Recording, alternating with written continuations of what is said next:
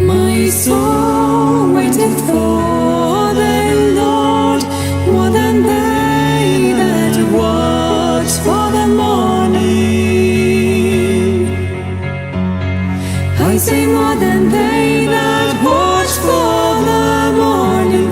I say more than they that watch for the morning.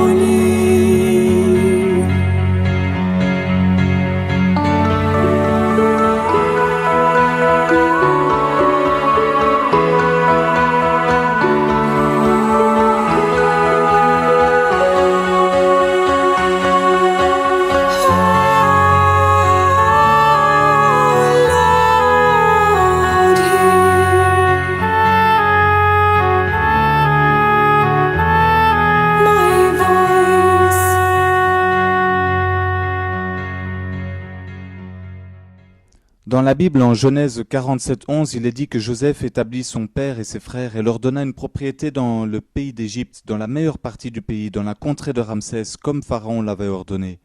Ramsès étant un delta fertile du Nil dans le nord de l'Égypte. En Genèse 47, verset 21, on nous dit qu'Israël habita dans le pays d'Égypte, dans le pays de Goshen, qui est le delta fertile du Nil. Le delta du Nil est la fin du Nil au nord, riche en végétation, en contraste avec le désert qui l'entoure. La nuit de Pâques, les premiers-nés dans chaque maison égyptienne meurent au moment de la dernière plaie. Exode 12, 29 à 30 dit « Et il arriva qu'à minuit, Yahweh frappa tous les premiers-nés du pays d'Égypte, depuis le premier-né de Pharaon, qui devait être assis sur son trône, jusqu'au premier-né des captifs qui étaient dans la prison, et tous les premiers-nés des bêtes. Et Pharaon se leva de nuit, lui et ses serviteurs et tous les Égyptiens, et il y eut un grand cri en Égypte, parce qu'il n'y avait point de maison où il n'y ait eu un mort. » C'est alors que Pharaon va enfin craquer et les laisser partir. C'est ce qu'on lit en Exode 12 du verset 31 à 37. Une preuve que tout cela a bien eu lieu dans le passé est que les Juifs ont fêté cet événement depuis ce jour jusqu'à aujourd'hui. Preuve qui appuie donc que la Bible est vraie et c'est un argument qui ne peut être contredit. Pourquoi fêterait-il la commémoration de ce jour, du jour où Yahweh leur Dieu les a sortis du pays d'Égypte par sa main puissante, si cela ne s'était pas produit? Cela n'aurait aucun sens. Donc, preuve à l'appui, tout cela a bien eu lieu. Même les fouilles archéologiques et l'histoire égyptienne montrent eux aussi que c'est vrai. Ils en parlent aussi. Ceci est relaté en Exode 12 du verset 31 à 37. Et en Exode 12 du verset 40 à 43, on nous dit « Et le séjour des enfants d'Israël en Égypte fut de 430 ans. Il arriva donc au bout de 430 ans, il arriva, dis-je, en ce propre jour-là, que toutes les armées de Yahweh sortirent du pays d'Égypte. C'est la nuit qui doit être soigneusement observée en l'honneur de Yahweh, parce qu'il les fit sortir du pays d'Égypte. Cette nuit-là est à observer en l'honneur de Yahweh par tous les enfants d'Israël, de génération en génération. » Alors, le jour de Pâques, les enfants d'Israël traversèrent le canal du Nil et organisèrent leur réunion à Sukkot. Ils quittèrent le pays d'Égypte, mais étaient toujours en territoire contrôlé par les Égyptiens. Donc, Exode 13, 17 à 18 nous dit « Or, lorsque Pharaon laissa aller le peuple, Dieu ne les conduisit point par le chemin du pays des Philistins, bien qu'il fût le plus court, car Dieu a dit « C'est afin qu'il n'arrive que le peuple se repente quand il verra la guerre, et qu'il ne retourne en Égypte. » Mais Dieu fit faire au peuple un détour par le chemin du désert vers la mer Rouge. Le désert de la mer Rouge est nommé aujourd'hui péninsule du Sinaï, entouré des deux côtés par la mer Rouge. C'est au travers du nord de cette péninsule qu'ils voyagèrent nuit et jour, s'enfuyant rapidement de la main de Pharaon. Durant le jour, il y avait une colonne de nuée qui leur apportait aussi de l'humidité, et la nuit, une colonne de feu leur donnant de la lumière pour leur voyage. Exode 13, 20 à 22 dit « Et ils partirent de Sukkot, et campèrent à Étam, qui est à l'extrémité du désert, et Yahweh allait devant eux, de jour dans une colonne de nuée pour les conduire par le chemin, et de nuit dans une colonne de feu pour les éclairer, afin qu'ils marchent jour et nuit. Et il ne retira point la colonne de nuée le jour, ni la colonne de feu la nuit devant le peuple. À Étam, ils tournèrent au sud et traversèrent les montagnes du désert de la mer Rouge, voyageant à travers un canyon étroit, puis stoppèrent devant la mer Rouge. Cette mer est appelée aujourd'hui le golfe d'Aqaba, mais à l'époque de Moïse, elle était nommée la mer Rouge. Ce qui nous le prouve, c'est 1 Roi 9, 26, où il est dit « Le roi Salomon construisit des navires à Etzion-Géber, près d'Élat, sur le rivage de la mer Rouge, au pays d'Édom. » L'ancien Élat est dans les temps modernes Élat Israël. Notre moderne golfe d'Aqaba est l'ancienne mer Rouge quant à elle. Voici la plage où les enfants d'Israël étaient pris au piège sans possibilité de s'échapper. L'armée égyptienne approchait rapidement et la mort était imminente. Exode 14, du verset 1 à 10 nous dit « Et Yahweh parla à Moïse et dit « Parle aux enfants d'Israël et dis-leur qu'ils se détournent et qu'ils campent devant Pi-Hahiroth, entre Migdol et la mer, vis-à-vis de Baal-Tséphon. Vous camperez vis-à-vis de ce lieu, près de la mer. Pharaon dira même des enfants d'Israël, ils sont confus dans le pays, le désert les a enfermés. Et Yahweh qui dira, et j'endurcirai le cœur de Pharaon, et il vous poursuivra. Ainsi je serai glorifié par le moyen de Pharaon et de toute son armée, et les Égyptiens sauront que je suis Yahweh. Et ils firent ainsi.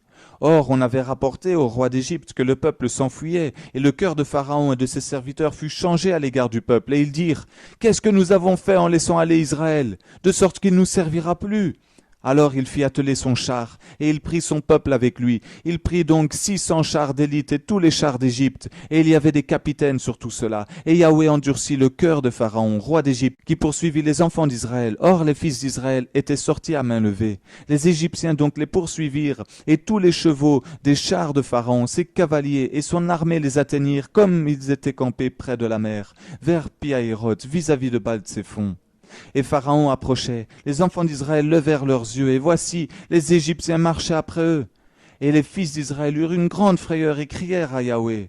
Donc le peuple juif avait très peur. Ils voyaient leurs ennemis tout près d'eux, qui les observaient, mais ils ne comprenaient pas que Dieu avait fait ça exprès afin de se glorifier. C'est pour cela qu'il les amena là au bord de la mer, pour faire le miracle qui allait suivre. Nous avons donc bibliquement parlant la preuve que cela ne put se faire au travers d'un grand lac ou au travers du golfe de Suez. Nous sommes donc au bord de la mer Rouge, reliés en face à l'Arabie Saoudite. Ils étaient, je le rappelle, coincés par les Égyptiens du côté de Migdol et par la mer Rouge, là au bord duquel ils campaient. L'unique chose qui empêchait les Égyptiens de tuer directement les Juifs était la colonne de feu de Dieu la nuit et la colonne de nuée le jour. Cela nous amène à Exode 14, 13 qui dit « Et Moïse dit au peuple, ne craignez point, arrêtez-vous et voyez la délivrance que Yahweh vous donnera aujourd'hui, car les Égyptiens que vous voyez aujourd'hui, vous ne les verrez plus. Yahweh combattra pour vous et vous resterez tranquilles. Or Yahweh avait dit à Moïse, « Pourquoi cries-tu vers moi ? Parle aux enfants d'Israël et qu'ils marchent, et toi élève ta verge. Étends ta main sur la mer et fends-la, et que les enfants d'Israël entrent au milieu de la mer à sec. Et quant à moi, voici, je m'en vais endurcir le cœur des Égyptiens, afin qu'ils entrent après eux, et je serai glorifié par le moyen de Pharaon et de toute son armée, de ses chars et de ses cavaliers. Et les Égyptiens sauront que je suis Yahweh, quand j'aurai été glorifié par le moyen de Pharaon, de ses chars et de ses cavaliers. Et l'ange de Dieu qui était allé devant le camp d'Israël partit et s'en alla derrière eux, et la colonne de nuée partit de devant eux et se tint derrière eux. Et elle vint entre le camp des Égyptiens et le camp d'Israël. Elle était aux uns une nuée et une obscurité, et pour les autres elle les éclairait la nuit. L'un des camps n'approcha point de l'autre durant toute la nuit. Les enfants d'Israël qui avaient quitté l'Égypte allaient se préparer à traverser la mer Rouge. Cela exclut donc la traversée d'un grand lac ou du golfe de Suez, comme je l'ai dit. Cela eut lieu sur ce site, où Dieu se prépara à démontrer à son peuple un grand miracle qui allait prouver son amour protecteur pour eux. Voici une large plage du golfe d'Aqaba, appelée Nouéba en Égypte. C'est ici que les forces des ténèbres apparurent pour triompher, mais Dieu contrôla tout. Après le golfe se trouve la terre de Madian et la sainte montagne de Dieu. Une autre description de la localisation de l'endroit de la traversée de la mer Rouge est Exode 14:1 qui dit « Il campe devant Pi-Hahiroth ». Pi-Hahiroth qui signifie d'ailleurs « bouche du canyon ». Comme les enfants d'Israël entrèrent sur la plage, ils suivirent la voie par un système de canyon et rejoignirent cette plage face à la mer Rouge. La Bible nous dit en Exode 14:3 « Ils sont confus dans le pays, le désert les a enfermés ». Ils sont finalement arrivés à la fin du canyon qui serpente à travers les montagnes, mais maintenant ils sont enfermés et coincés sur la plage. Exode 14, 19, 20 dit « L'ange de Dieu qui allait devant le camp d'Israël partit et alla derrière eux, et la colonne de nuée qui les précédait partit et se tint derrière eux. Elle se plaça entre le camp des Égyptiens et le camp d'Israël. » C'est ici que la colonne de nuée empêchait donc les Égyptiens d'avancer vers les enfants d'Israël. On lit dans le livre 2 des Antiquités de Juifs, car il y avait de chaque côté une crête de montagne qui se terminait sur la mer, qui était impraticable en raison de leur rugosité et entravait leur vol. La joie d'avoir atteint la plage de la mer a fait place donc à l'angoisse, étant prisonnier de la plage, attendant la mort de la main de Pharaon. Depuis le milieu de la plage, on peut voir Pi-Hahiroth, et au sud, un remarquable marqueur ici sur la plage. Près de la route, nous voyons ce large pilier découvert par Ron Wyatt en 1978 durant sa première visite sur cette plage. Il était couché par terre et il était au bord de la mer, mais aujourd'hui il est à 500 pieds de la mer et a été mis sur du béton. L'unique caractéristique de ce pilier en granit inclut le fait que c'est un style de design phénicien ou hébreu et qu'il date de 3000 ans à peu près. Il a été placé là pour une raison, pour marquer la localisation de la traversée de la mer Rouge sur le sol sec. Il y a un verset dans la Bible qui prouve que ce genre de monument était dirigé pour se rappeler des œuvres de Yahweh. En Ésaïe 19:19, il est dit « Il y aura un autel à Yahweh au milieu du pays d'Égypte et un monument dressé à Yahweh sur la frontière. » Au sud de la plage, nous pouvons voir un pilier. Sur l'autre côte de la rive du Golfe en Arabie Saoudite se trouve une autre colonne découverte par Ron Wyatt en 1984 et a été montrée aux autorités saoudites. Sur le pilier du côté saoudien se trouvaient des inscriptions en hébreu dont les mots qui étaient inscrits sur ce pilier étaient Pharaon, Mizraïm qui veut dire Égypte, Moïse, mort, O, Yahweh, Salomon, Édom. Donc nous voyons bien que tous ces mots ont attrait à la traversée de la mer Rouge. Nous ne pouvons nier donc que cet endroit fut bien la traversée de la mer Rouge. Pourquoi ces piliers seraient mis là, d'un côté et de l'autre? Les inscriptions sur cette colonne, côté égyptien, ont été enlevées depuis que les Égyptiens vivant là n'étaient pas d'accord de garder un signe de célébration juive chez eux, localisé dans leur propre territoire, vu qu'ils étaient musulmans. En utilisant Google Earth, vous pouvez zoomer et voir le pilier se tenir près de la route. C'est une utilisation excitante de la technologie pour voir la Bible prendre vie.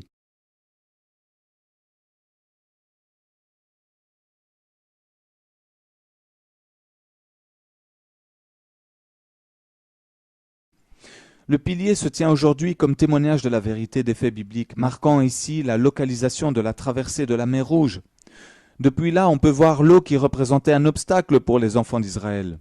À une courte distance de là, nous allons au bord de la mer, où un merveilleux miracle eut lieu, où le Seigneur protégea son peuple malgré qu'ils étaient en colère et qu'ils se plaignaient contre lui. Ésaïe 51 dit « N'est-ce pas toi qui fis tarir la mer, les eaux du grand abîme, qui réduisit les lieux les plus profonds de la mer en un chemin afin que les rachetés y passent ?» Depuis des siècles, cette plage a été nommée comme étant l'endroit exact de la traversée de la mer Rouge. Sur Google Earth, on peut voir le nom de Nouéba à cet endroit sur la plage. Cette carte ancienne détaillée nous révèle le nom complet de cette plage, Nouéba, une forme courte de Nouéba al-Mouzayina. Le nom sur cette plage, Nouéba al-Mouzayina, confirme que nous sommes bien au bon endroit, puisque la traduction de ce nom signifie « les eaux de Moïse s'ouvrant ». Alléluia! Ce sont les eaux ouvertes par la main de Dieu. Le Seigneur démontra à son peuple qu'il sera leur protecteur et qu'il les délivrera dans les temps de trouble. À travers la divine providence, nous avons la confirmation que nous avons la localisation correcte. Moïse se tenait là avec les enfants d'Israël et les eaux s'ouvrirent devant eux par la main de Dieu, un merveilleux témoignage de la vérité. Cette carte du golfe d'Aqaba montra les profondeurs d'Élat au nord et d'Aragonèse au sud. Entre ces deux endroits profonds se trouve un chemin au travers de la mer. Quand Ron Wyatt était à cet endroit en 1978, il décida d'inspecter ces eaux en raison de toutes les preuves qui étaient peut-être encore là, puisqu'approximativement 3000 chariots, plus les chevaux, les cavaliers et les gens à pied avaient été ensevelis là, selon l'histoire biblique. Ce qu'il trouva fut confirmé d'ailleurs par d'autres après lui. Plonger dans ces eaux est extrêmement facile car elles sont claires avec une grande visibilité. Ces investigations ont révélé des artefacts confirmant les précédentes conclusions à propos du site.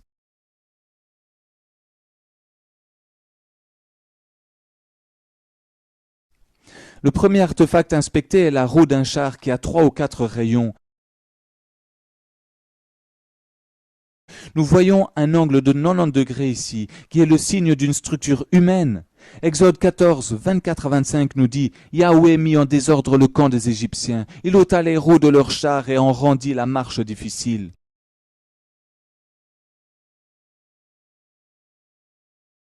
Les chariots avec 6 rayons étaient fréquemment utilisés par les Égyptiens. Les chars égyptiens utilisaient des morceaux en métal au centre de la roue. En utilisant un détecteur de métaux, divers morceaux en métal ont été remontés, couverts de coraux.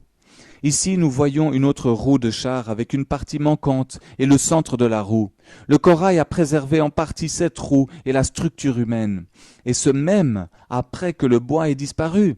Ici, une autre roue avec 6 rayons et le centre qui ressort. Ron Wyatt a fait plusieurs plongées et localisé beaucoup d'artefacts. Ceci pourrait être une cabine de char. Ceci paraît être une autre roue de char.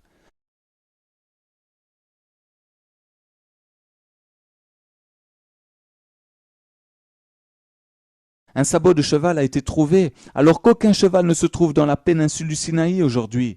Même des os humains ont été retrouvés, comme ce fémur recouvert de corail sur la droite.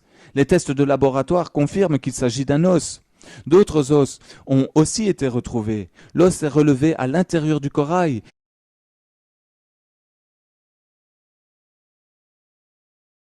Ici, nous voyons une roue de char se tenant sur son axe dans cette ancienne prise de vue de 1978 par Ron Wyatt. Ensuite, nous voyons cette roue à 8 rayons avec un rayon manquant. Les roues à 8 branches étaient uniquement utilisées durant la 18e dynastie de l'époque de l'Exode. La première découverte sur ce site de la traversée a été cet artefact en or plaqué, laissé par la roue d'un chariot. La Bible nous dit que 600 chars de chaux ont été utilisés pour poursuivre les enfants d'Israël. Cet artefact a été laissé à 200 pieds de profondeur à cause qu'il faudrait un équipement spécialisé pour la remonter à la surface. Aujourd'hui, il est toujours à l'endroit où ils l'ont trouvé d'ailleurs.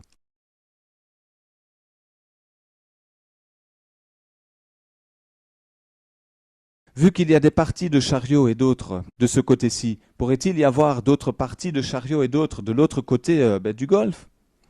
Montrant une continuité donc d'artefacts d'un côté à l'autre. Sur les rivages opposés de Nuweiba, l'inspection en Arabie Saoudite a amené à voir des parties de chars de l'autre côté de la traversée de la mer Rouge aussi, confirmant donc l'histoire biblique. Pendant l'inspection des eaux en Arabie Saoudite, un beau spécimen de char a été trouvé. Ceci est la confirmation que des parties de chars se trouvent des deux côtés. En confirmant la localisation de la traversée de la mer Rouge, on peut en conclure sans aucun doute que le vrai mont Sinaï se trouve donc en Arabie Saoudite, en Madian, juste comme la Bible le dit. Voilà donc ce reportage plus toutes les preuves qui ont été mises en évidence. Ajoutez aussi à cela que nous nous appuyons que sur des versets bibliques pour confirmer toutes ces découvertes, nous prouve que tout cela est vrai, que la Bible est vraie. Non seulement elle confirme les découvertes, mais les découvertes confirment que la Bible est authentique et vraie. Rien n'a été laissé au hasard par le Seigneur, qui nous a fait grâce de garder une trace de toutes ces merveilles. Nous pouvons ainsi, par la foi, croire en ces découvertes et en la Bible, mais aussi pour ceux qui sont comme Thomas, qui ne croient pas sans avoir vu. Nous avons pour eux maintenant des preuves matérielles de tout cela. Et c'est merveilleux, gloire à Dieu. Dans mon autre vidéo, je vous ai présenté, versé à l'appui, des preuves de l'existence de la crucifixion de Jésus, de son sang qui a coulé sur la croix, de l'arche de l'Alliance et de certains ustensiles du sanctuaire, mais aussi de la découverte de l'arche de Noé. Ajoutez donc à tout ceci la découverte biblique de l'endroit où Dieu utilisa Moïse et le peuple pour se glorifier en ouvrant la mer en deux et en donnant la victoire aux Juifs sur leurs ennemis. Nous avons donc assez de preuves pour prouver que tout cela est vrai et que la Bible dit vrai. Je vous invite très vivement à partager ces vidéos, car elles prouvent que la vraie parole de Dieu est la Bible, que la Bible est vraie et qu'elle retrace la vraie et unique histoire du peuple élu de Dieu et de ses très nombreux miracles, signes et prodiges. Regardez les vidéos via ma chaîne YouTube et via mon site dieujesus.com qui commence par preuve 1, preuve 2, preuve 3, etc. sur ma chaîne YouTube. Car je vais rajouter un maximum de vidéos concernant toutes les découvertes archéologiques et bibliques qui confirment que la Bible ne peut avoir été inventée, car elle s'appuie sur des faits réels et relate la véritable histoire de l'humanité. Et d'autant plus qu'on a des preuves matérielles. Donc, que Dieu soit béni, que Dieu soit glorifié dans le nom de Jésus-Christ, vraiment. Mais quelle grâce de vivre dans cette époque, d'avoir toutes ces preuves matérielles, physiques et réelles, et toutes ces preuves, ces évidences qui sont en plus écrites noir sur blanc dans la Bible, et que nous pouvons donc vérifier par nous-mêmes, sans bouger de chez nous. Merci au Seigneur pour toutes ces découvertes, toutes ces grâces que nous avons trouvées et qui nous a permis aussi de connaître par son envoyé Ron Wyatt, mais aussi par tous ces scientifiques, ces archéologues, ces explorateurs qui ont excavé tout cela et mis à la lumière du jour et à la lumière aussi de la parole de Dieu, prouvant qu'elle est vraie. Dieu avait tout indiqué dans sa parole et Ron Wyatt, qui voulait prouver que la Bible disait la vérité, a été envoyé par Dieu pour nous ramener tellement de concordances liées à des événements et des versets bibliques. Quelle grâce de pouvoir connaître tout cela maintenant et de pouvoir les révéler au monde juste avant son glorieux retour. La Bible a indiqué à Ron Wyatt où chercher. Elle nous aide aussi aujourd'hui à nous rapprocher toujours plus de Dieu et de la vérité. La Bible est là pour que nous puissions avoir une relation directe avec Dieu, une intimité avec Jésus-Christ. Elle nous permet de ne plus être manipulés. On ne peut plus nous raconter les mêmes histoires qu'on nous racontait à l'école. Fini d'être trompés et mentis. Dieu nous révèle tout au travers de la Bible. Et chacun à sa manière, nous le démontrons, comme moi-même dans cette vidéo, comme Ron Wyatt dans ce reportage, comme Abraham en Mésopotamie, comme Moïse dans le désert du Sinaï. Et comme tant d'autres que Dieu a élus depuis Adam jusqu'à aujourd'hui, jusqu'à sa seconde venue, qui est imminente. Non seulement par la foi, nous pouvons croire que la Bible a dit vrai, mais maintenant, même pour ceux qui sont comme notre frère Thomas, ceux qui ne croient pas sans avoir vu, peuvent avoir des milliers de preuves matérielles qui prouvent l'existence de la plupart de tout ce qui est dit dans la Bible, et peuvent les vérifier par eux-mêmes. Donc que Dieu soit loué, car on ne peut pas contredire tous les arguments qui sont appuyés par les versets bibliques dans cette vidéo. Il n'y a que l'esprit de l'Antichrist, l'esprit du mal qui tentera toujours de nier les faits qu'on présente ici. Et si vous avez des doutes sur ce que je dis, ce n'est sûrement pas l'Esprit Saint qui vous inspire alors. Je veux prouver au monde que Dieu n'est pas un menteur, qu'il est parfait, qu'il ne se trompe pas, qu'il ne fait pas d'erreur et que la Bible est vraie. Et je veux prouver au monde que sa parole est vérité et qu'elle nous donne accès à son royaume et à la vie éternelle. La parole de Dieu, c'est la Bible. Je vous le montre par ma foi, mais aussi par des évidences terrestres, charnelles et matérielles. Donc qui pourra dire le contraire si ce n'est un esprit mauvais et rebelle à Dieu? Nous n'avons donc pas besoin d'un autre livre que celui-ci, la Bible. Car elle se suffit à elle-même. Pas besoin de rajouter quoi que ce soit comme font les catholiques avec leur missel ou leur livre de catéchisme. Pas besoin du livre de raisonnement des témoins de Jéhovah. Pas besoin du Coran ou d'un livre venu bien après notre évangile de paix. Jésus est la parole de Dieu qui s'est faite chair, nous dit Jean 1.1, et qui est descendu du ciel, nous dit Jean 3.13. Ne vous laissez plus influencer par ce monde franc-maçonnique, ténébreux, menteur et diabolique. Jésus a dit « Je suis le chemin, la vérité et la vie. Nul ne va au Père sans passer par moi. Croyez en Jésus-Christ, croyez en Dieu, en Yahweh des armées. Ne cherchez plus ailleurs. Cette vidéo est faite pour tous, et en particulier pour celui qui veut être instruit de Dieu, pour celui qui peut-être n'aime pas lire et qui préfère apprendre d'abord par des vidéos, par des enseignements bibliques mis en vidéo. Mais c'est aussi et surtout fait pour vous encourager. Dieu vous donne la vérité, car il dit en Osée 4:6, « Mon peuple est détruit parce qu'il est sans connaissance. » Voilà pourquoi des soldats de Dieu, des serviteurs et des enfants de Dieu comme moi, partout dans le monde, se lèvent, combattent, prient, intercèdent et enseignent en son nom. Ne restez pas sans rien faire. Dieu n'aime pas les chrétiens qui sont ni chauds ni froids. Soyez ou l'un ou l'autre, mais Dieu n'aime pas ceux qui sont passifs, ceux qui sont paresseux, ceux qui ne se lèvent pas pour combattre à ses côtés.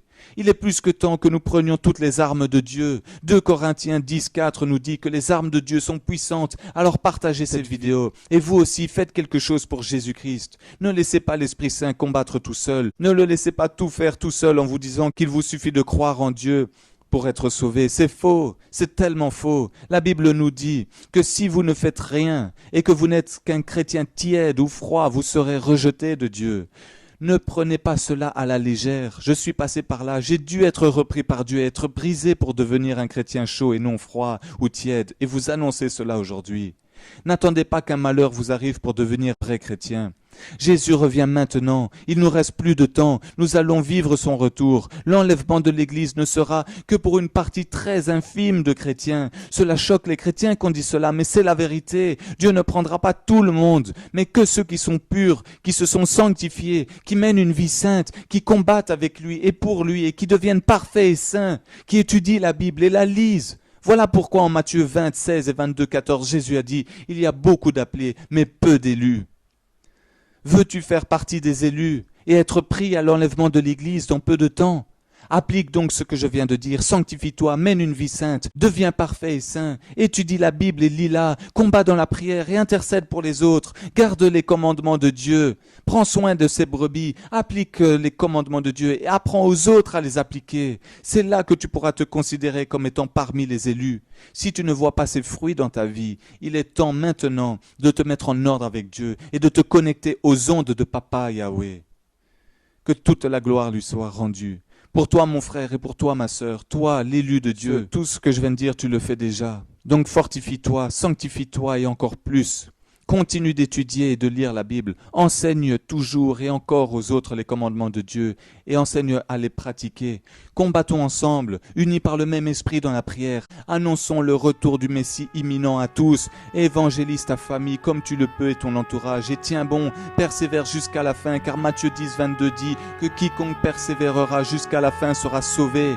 À vous tous, je vous dis, rendez-vous devant Dieu. Ou rendez-vous dans son royaume. Choisis la vie en Jésus-Christ. N'aimez point le monde et les choses matérielles et périssables. Amassez-vous des trésors dans le ciel. Louez, glorifiez, exaltez, réjouissez, reconnaissez, remerciez, chantez, dansez, magnifiez et élevez le Dieu de notre salut dans le nom puissant de Jésus-Christ. Car il n'y a de salut en aucun autre que Yahweh, nous dit Jonas 2:10. Je prie pour que vous soyez bénis. Encouragez, fortifiez. Vous qui regardez et écoutez cette vidéo jusqu'à la fin, au nom de Jésus-Christ, soyez bénis, soyez fortifiés, encouragés. Et n'oubliez rien de ce que je viens de vous conseiller, mon frère. Voilà, que toute la gloire soit rendue à Yahweh des armées, au nom de Jésus-Christ. Amen. I wait